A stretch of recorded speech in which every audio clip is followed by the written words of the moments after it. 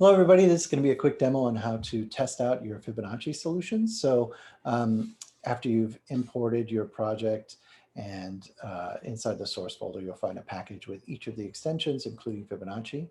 I have completed the Fibonacci assignment. So when I run the test suite as a JUnit test, you'll see it passes all the tests. If I open it up, you can see both the recursive and the iterative solution are passing all of the individual cases that we're going to try out on it.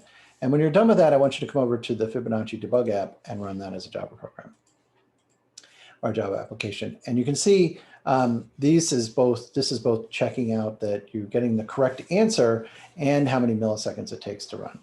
And over here is there's the recursive on the left and the iterative on the right.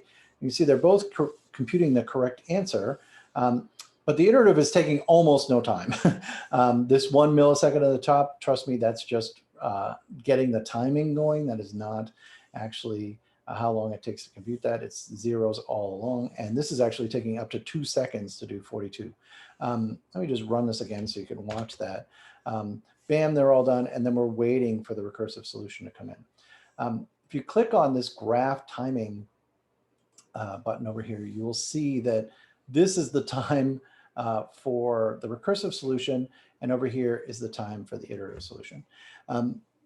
Rather critically, what I want you to take away from this is not the recursive solutions are terrible. This is a quite beautiful and simple recursive algorithm that you will undoubtedly build for this. And that is, there's nothing wrong with it. It's just its performance is terrible. Now, oftentimes when you have a nice clean algorithm, those end up being the best performing ones. This one isn't. It's actually exponential in how long it takes as the time goes on. We only did up to 42. If you did up to about 100, the sun would extinguish before you were done. And so although it's a beautiful algorithm that's normally also, as I said, comes up with a great runtime, it doesn't in this case. And the iterative one that you ended up building has much better performance. Now, to be clear, there exist amazingly fast recursive algorithms to this also.